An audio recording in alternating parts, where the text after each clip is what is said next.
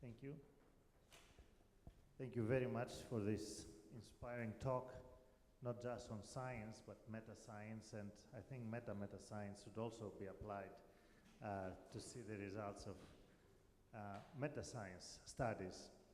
I have a whole bunch of questions. I'll ask one, and then we'll open it to the floor, and we'll see how this goes. You mentioned changing the credit system for careers. Should reproducers, replicators, get credits for their career for reproducing a result? And also, should one get credits for publishing negative results that are reproducibly negative, so that the rest of us don't try the same thing again? Because in general, our philosophy is not to publish negative results.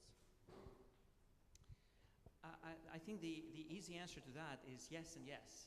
So I think that negative results sometimes may have more information gain compared to positive results. Especially in the current environment, we know that the average quote-unquote positive results is likely to be false.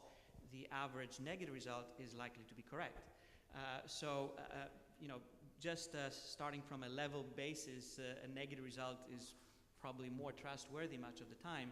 And more than 10 years ago, I had written an editorial where I even argued that positive results should be published very sparingly once they have been reproduced, while negative results should be published right away and always, because they're very, very likely to be correct just as a start.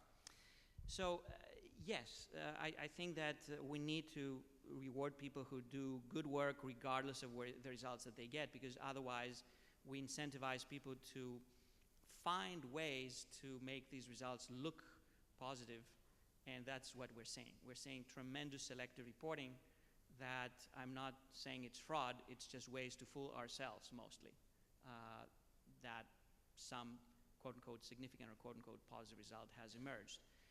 Do we need a separate generation of replicators? Do we need a community of originators and a community of replicators? I don't think so. I think that this is an integral scientific community that could do both functions. I think that there are some interesting questions about the relationship between the originator and the replicator in each case. And I think that in some situations, the originator may become a replicator in another experiment for some other work, and vice versa. I don't think that we should train people just to become replicators, or we should just train people just to become discoverers, although some people will have some better talent in some types of designs and in some types of processing, like we see talent differing all the time among the best scientists. We should find ways, though, that good work is rewarded regardless of how much one can claim for that work to be novel. Everybody's trying to claim that the work is novel, but really novel work is not so common. I mean, most people, I think we're mostly replicators and we don't even recognize it. Replicators plus delta. Yeah, small delta. Some question from the floor.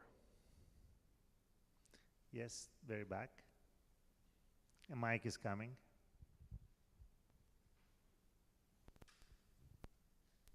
Hello. Please tell who you are and where from. My name is Alexandra Frati.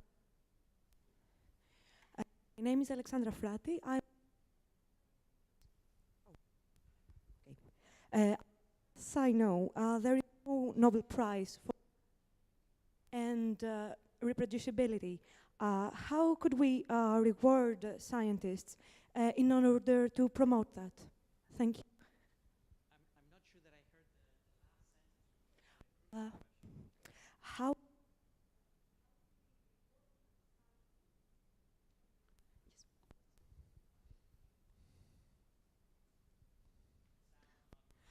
Yes, but please reproduce your question accurately. How could we reward scientists in order to promote reproducibility? So I think that all the research practices that I showed could be rewarded. You know, if we see that replication works, that using better statistics works, that using better methods, better designs, better reporting, being a better scientist. You know, this is really what makes a better scientist, more or less. So if we reward all of these steps, probably we will get more of that. If we don't pay attention to those, or even worse, if we penalize someone for taking extra steps and being extra careful with their work, then these people will just disappear. Because as I showed you in one of the first slides, the diligent scientists, they're putting more effort in their work. So other things being equal, they're at a disadvantage against a sloppy scientist. We need to find ways to protect that species from becoming extinct. PQRST, that was very, very clever. I think it's easy to remember. Yes, one here in front. Mike is coming. First here. Yeah. No, raise your hand and I'll see. But okay. Here front, please. So Remedios Melero from the Spanish National Research Council. So I have, in fact, two questions. The first one is about, do you think that open peer review, open continuous peer review could contribute to detect these kind of mistakes, even if they are not made on purpose? And the second one is many authors and researchers are also editors and editors-in-chief. So it's like it's like a metaphor of Dr. Jekyll and Mr. Hyde. When you are a researcher, you think something, but when you are editor, I think editors could contribute a lot.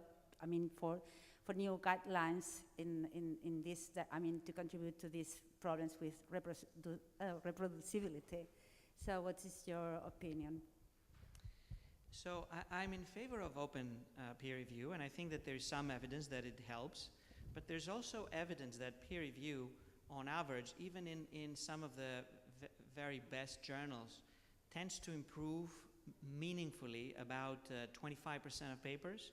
It tends to make 5% of papers worse, and probably does not affect meaningfully about 70% of the papers. And the reason for that is that peer review is an enterprise that is done for free. From people who are under tremendous pressure, and they need to also add performing peer review for, out of the goodness of their soul, with no credit for that, and usually without even being able to review the papers in sufficient depth. Usually the data are not available, the protocols are not available, the scripts are not available, so even if someone wants to spend 2 months to review a paper, they would not be able to do it. If they do, would someone spend 2 months? Probably not in the current environment. So we are reaching a limit on how much traditional peer review can do. And I'm not saying not to do it, even though there's people who argue that it's so suboptimal that maybe we should just drop it completely. If you have the example of Albert Einstein, none of his famous papers were ever peer reviewed. And I think his last one was peer-reviewed, and he was infuriated that the editor thought of this miserable idea of having his paper censored. I mean, how could he dare that? Anyway, I think this is an extreme situation. I think we need more peer review. I think we need more meaningful peer review. And unless you engage the larger scientific community with openness, I don't think we will get that. So to engage not just 1 or 2 or 3 reviewers who will take a look for a couple of hours, but the entire scientific community who would have the data, the resources, the script, the software. And if someone wants to spend 2 months for whatever reason, they could do that. And it could be 1 out of 20 million scientists who publish papers nowadays, as opposed to the 2 reviewers who just spent a couple of hours looking at the commas and the phrasing and whether it fits their theory and mind view and worldview. I think that's the way to make progress. There's steps in that direction, preprints. They're very successful in the physical sciences. Now we see their advent also in biomedicine with bioRxiv. Now there's a med archive that Harlan Krumholtz is launching at Yale.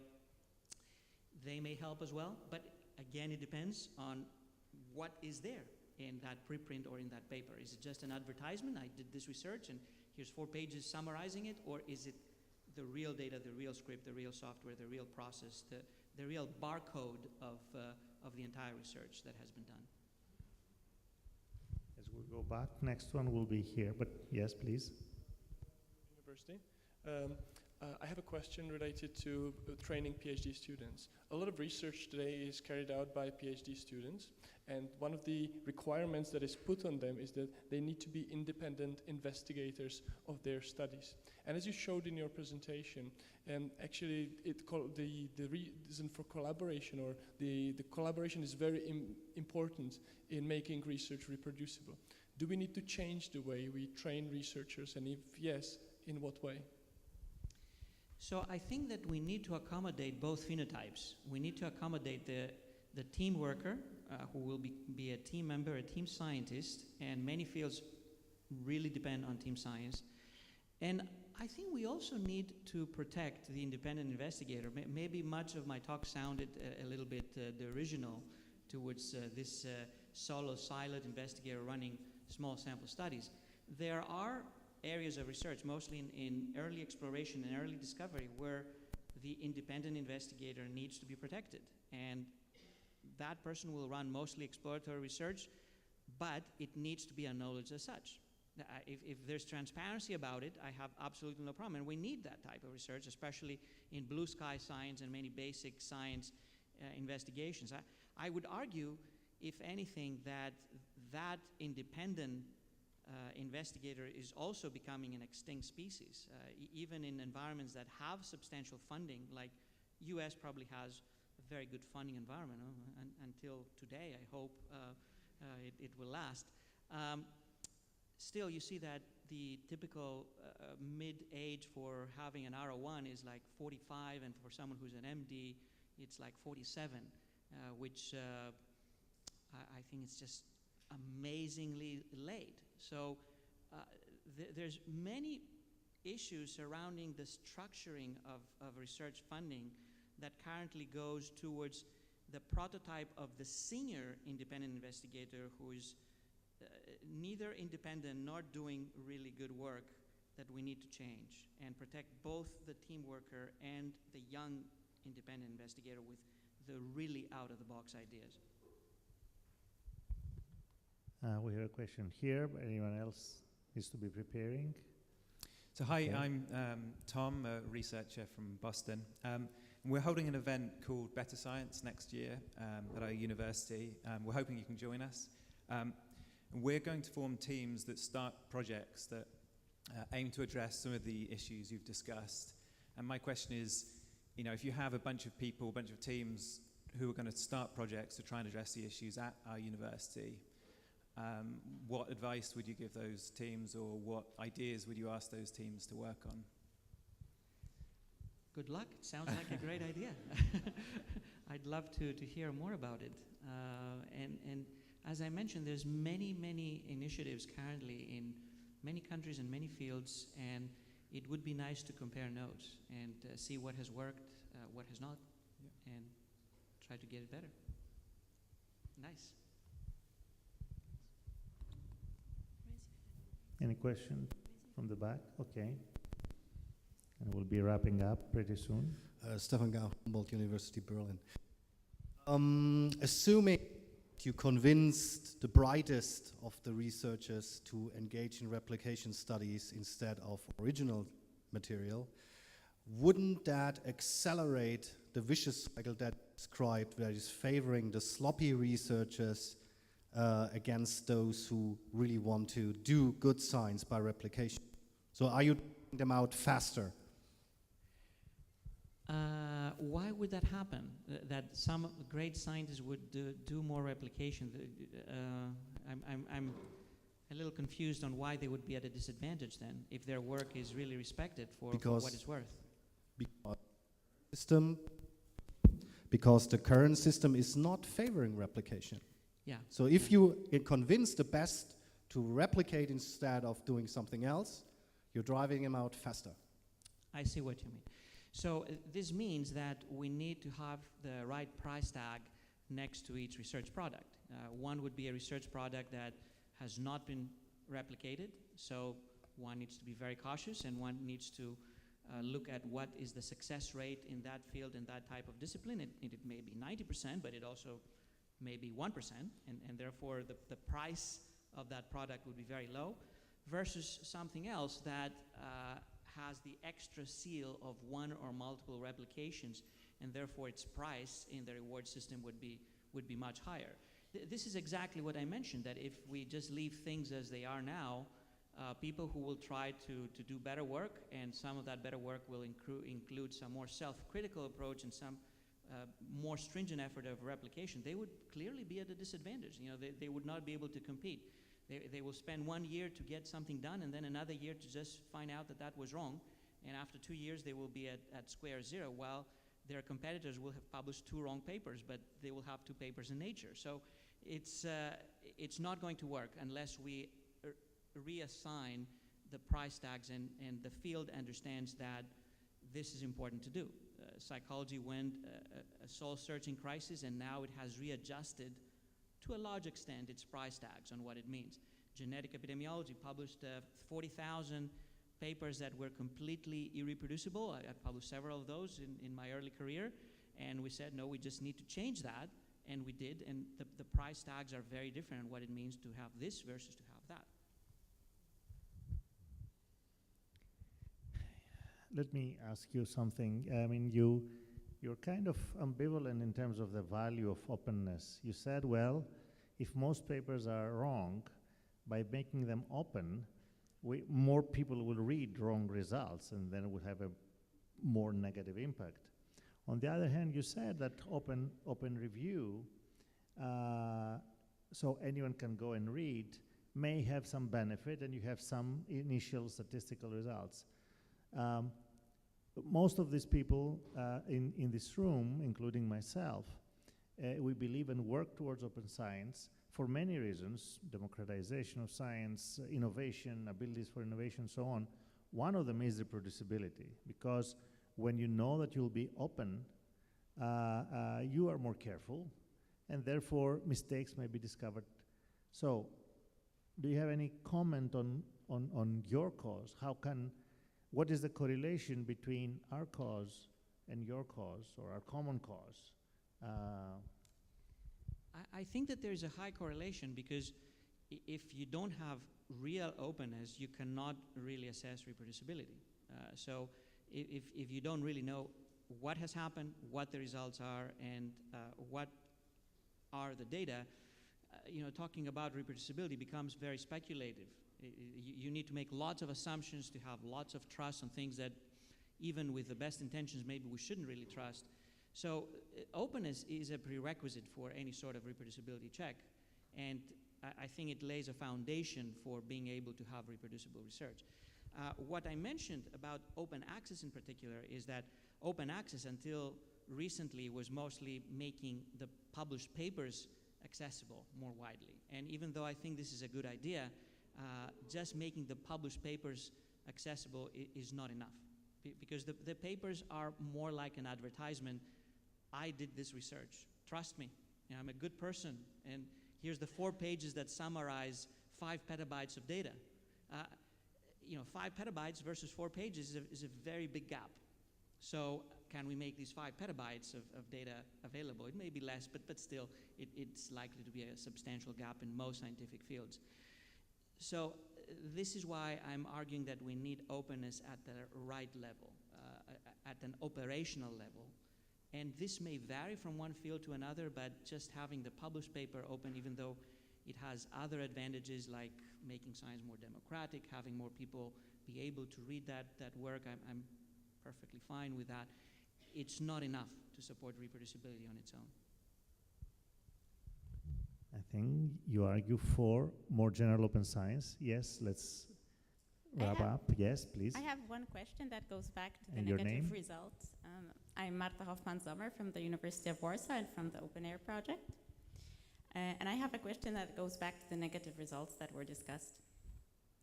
So there is I think it's a good idea to publish negative results, but there could be the risk that we incentivize people to do studies that have a high chance of giving a nice negative result.